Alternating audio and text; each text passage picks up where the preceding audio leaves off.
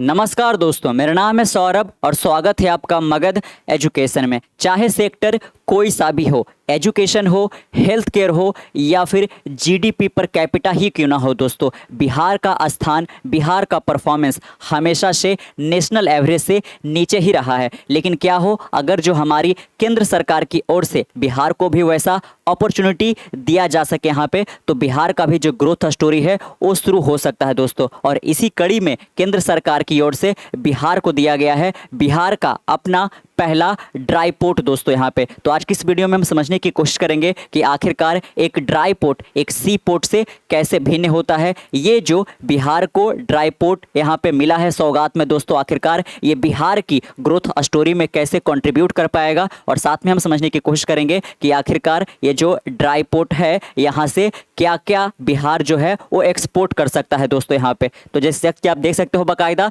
Bihar gets its first dry port, what is it, how it can help the state. यहाँ पे तो पूरा का पूरा जो इस वीडियो का डिस्कशन होगा वो इसी के राउंड होगा यहाँ पे कि कैसे ये जो ड्राई पोर्ट है वो बिहार को यहाँ पे सपोर्ट कर सकता है दोस्तों यहाँ पे, और बिहार से क्या क्या चीजें एक्सपोर्ट की जा सकती है। सबसे पहले हम इसका लोकेशन जान लेते हैं कि आखिरकार ये बिहार में कहाँ पे यहाँ पे डेवलप किया गया है। तो बिहार की राजधानी जैसा कि आप जानते होंगे पटना है। पटना से आप कुछ किलोमीटर यहाँ पे दूर अगर जो वेस्टर्न हिस्से में जाओगे यहाँ पे तो एक टाउन पड़ता है बिहटा करके दोस्तों। बिहटा में ही करीब करीब 7 एकड़ में यहाँ पे इसको निर्माण किया गया है यहाँ पे, और ये एक पीपीपी मॉडल पे डेवलप किया गया है जिसको बोलते हैं पब्लिक प्राइवेट पार्टनरशिप दोस्तों यहाँ पे। तो हम ये भी समझने की कोशिश करेंगे यहाँ पे कि आखिरकार कौन कंपनी इसमें इन्वॉल्व है और बाकायदा पे यहाँ पे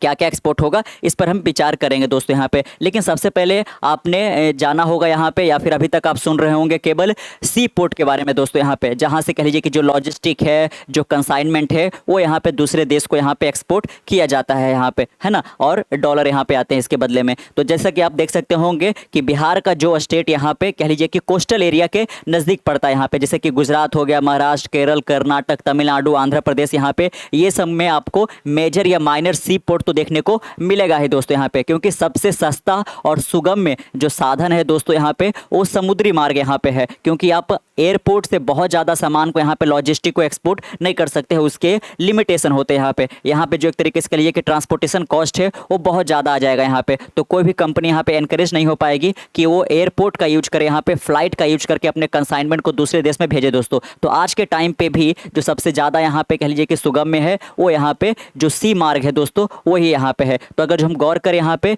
कि बड़े जो एयरपोर्ट जो सी पोर्ट है वो आखिरकार यहाँ पे कौन कौन से इंडिया के अंदर, तो आप गौर करिएगा, गुजरात के अंदर है कांडला सी पोर्ट, मुंबई में है दोस्तों मुंबई सी पोर्ट, महाराष्ट्र में बाकायदा यहाँ पे, गोवा में है मार्मागांव सी पोर्ट, उसके बाद आपको कर्नाटका में मंगलुरु पोर्ट देखने को मिल सकता है, केरला में बाकायदा आपको कोची सी पोर्ट देखने को मिल सकता है। उसके साथ आप देख सकते हो बाकायदा यहाँ पे तूतीकोरन हो गया, चेन्नई हो गया, एन्नौर हो गया, विशाखापट्टनम, पारादीप, कोलकाता। तो तमाम ये जो मेजर माइनर सी पोर्ट है दोस्तों वो केवल कोस्टल एरिया में ही मिलेंगे यहाँ पे। तो अगर जो कोई इनलैंड है या फिर कह लीजिए कि लैंड लॉक अगर जो कोई स्टेट पड़ता है, जैसा कि आप गौर करिएगा कि हमारा राज्य जो यहाँ पे हम गौर कर रहे हैं वो बिहार है दोस्तों। इसके अलावा अगर जो आप मध्य प्रदेश पे गौर कर रहे होंगे, उत्तर प्रदेश पे कर रहे होंगे यहाँ पे, तो ये सब जो स्टेट है वो एक लैंड लॉक है, इसके किनारे पे कहीं पे भी यहाँ पे कोई जो समुद्री मार्ग है दोस्तों वो अवेलेबल नहीं है। तो अगर जो ये स्टेट अपने लॉजिस्टिक को, अपने यहाँ पे कह लीजिए कि कंसाइनमेंट को दूसरे देश यहाँ पे एक्सपोर्ट करना चाहती है, यहाँ पे जो भी प्रोडक्ट बहुत आयात मात्रा में यहाँ पे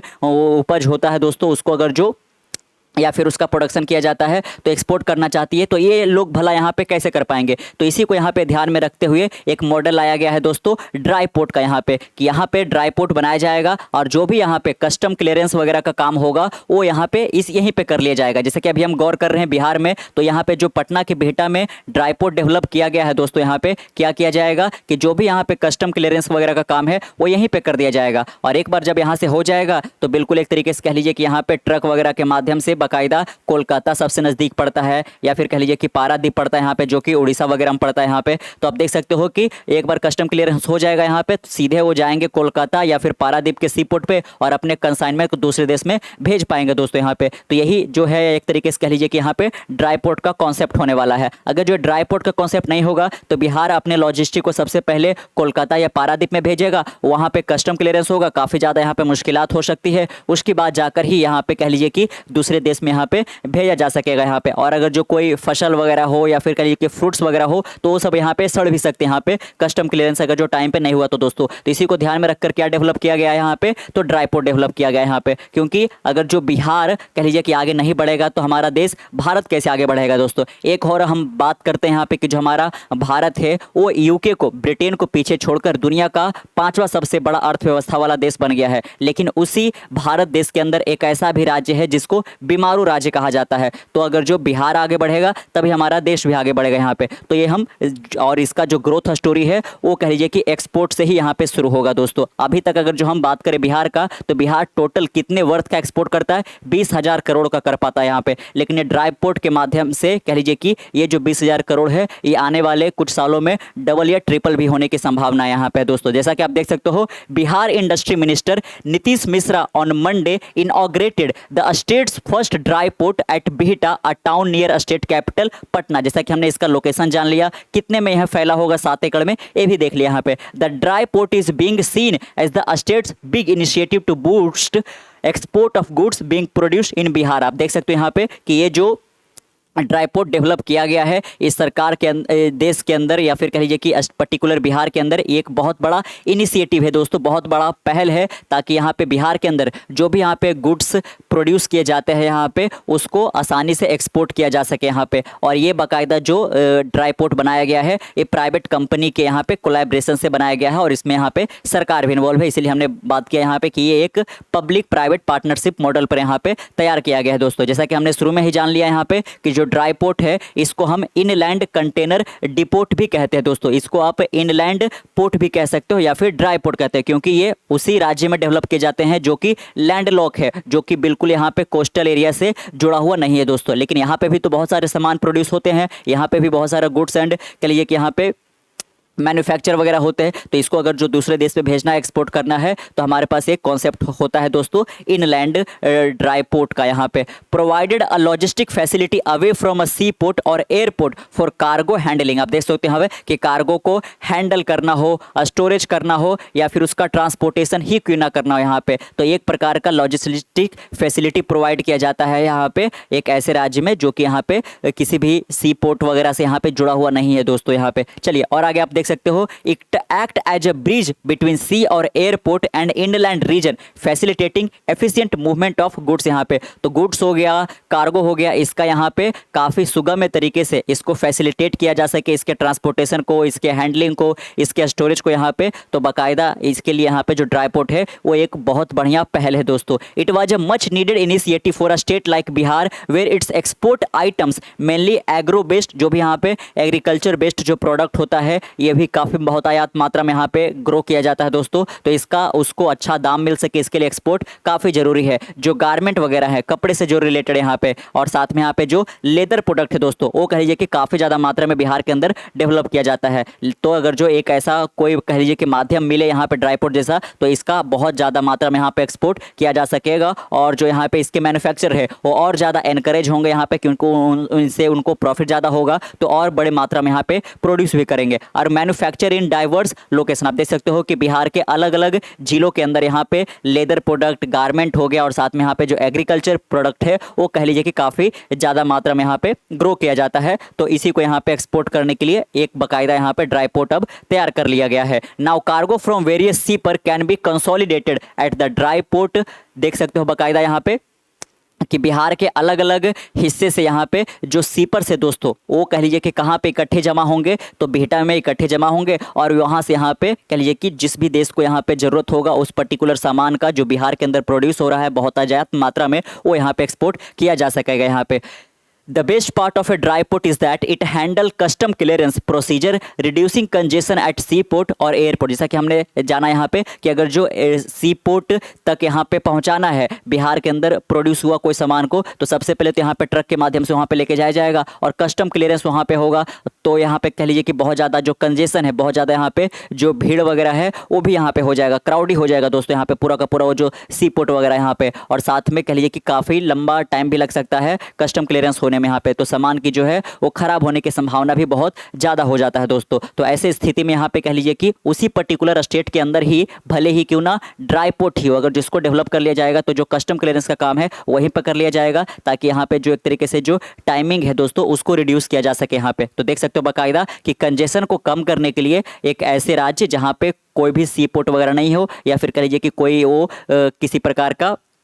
जो कोस्टल लाइन होता है उससे जुड़ा हुआ नहीं है, तो एक बहुत बढ़िया मॉडल है ये। Overall a dry port was needed in Bihar to streamline cargo handling and transportation, lowering transportation cost and securing storage and handling. देख सकते हो इससे बहुत ज़्यादा फायदा होने वाला है यहाँ पे। एक तो हो गया कि गुड्स एंड जो यहाँ पे कह लीजिए कि कार्गो है उसका हैंडलिंग हो, उसका स्टोरेज हो दोस्तों, और साथ में जो ट्रांसपोर्टेशन कॉस्ट आने वाला है वो भी काफ़ी ज़्यादा लोअर हो जाएगा यहाँ पे, और साथ में कई सारे और भी यहाँ पे इसके फायदे हैं। The Bihta dry port is spread over 7 एकड़, it is being run in a public private partnership mode bye pristine Magadh infrastructure private limited. आप गौर करिएगा यहाँ पे कि किस प्राइवेट कंपनी के द्वारा इसको डेवलप किया गया है, pristine Magadh infrastructure private limited. और साथ में जैसे कि हम जाना कि पीपीपी मॉडल पे है, यानी कि इसमें जो सरकार है उनका भी यहाँ पे दोस्तों यहाँ पे रोल है। तो इसमें कौन है, तो स्टेट इंडस्ट्री जो डिपार्टमेंट है और साथ में जो प्रिस्टाइन मगध इंफ्रास्ट्रक्चर जाना, इन दोनों की मदद से इसको डेवलप किया गया है। बिहटा शहर में टोटल 7 एकड़ में फैला हुआ है। चलिए अब यहाँ पे हम गौर कर लेते हैं आखिरकार ये जो ड्राई पोर्ट है यहाँ से बिहार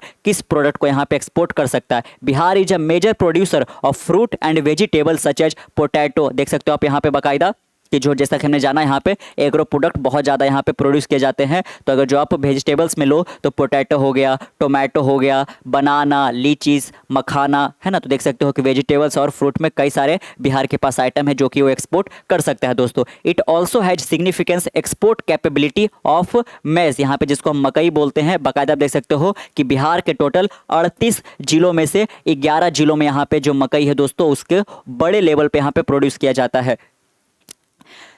स्पॉन्ज आयरन हो गया, पैक्ड फूड हो गया, वेस्ट पेपर हो गया, न्यूज़ प्रिंट हो गया, राइस हो गया, मीट हो गया, ये तमाम जो यहाँ पे प्रोडक्ट है वो बिहार से यहाँ पे एक्सपोर्ट किए जाएंगे दोस्तों बाकायदा यहाँ पे। तो अपने जाना कि जो फ्रूट है, वेजिटेबल्स है और कई और सारे यहाँ पे जो एग्रो प्रोडक्ट वगैरह है वो भी यहाँ पे कह लीजिए कि बहुत बड़े अमाउंट में यहाँ पे डेवलप किया जाता है, प्रोड्यूस किया जाता है। वाइल मेज production is heavily concentrated in north district, जैसा कि हमें जाना यहाँ पे कि जो मकई है उसका बहुत बड़े लेवल पर प्रोडक्शन किया जाता है, तो इसका एक्सपोर्ट भी काफ़ी ज़्यादा हो सकेगा यहाँ पे। लेकिन अगर जो हम इसकी कंसंट्रेशन की बात करें कि कहाँ पे इसका ग्रोथ ज़्यादा होता है, तो ये बिहार के नॉर्थ हिस्से में ज़्यादा होता है दोस्तों। अगर जो हम डिस्ट्रिक्ट की बात करें कि नॉर्थ में कौन सा डिस्ट्रिक्ट पड़ता है, तो खगड़िया हो गया, बेगूसराय हो गया, सहरसा हो गया, पूर्णिया हो गया। The state government has opened several leather and garment unit in north Bihar district of Muzaffarpur, east Champaran and west Champaran, Vaishali, Nalanda, Patna and Begusarai. आप देख सकते हो बाकायदा यहाँ पे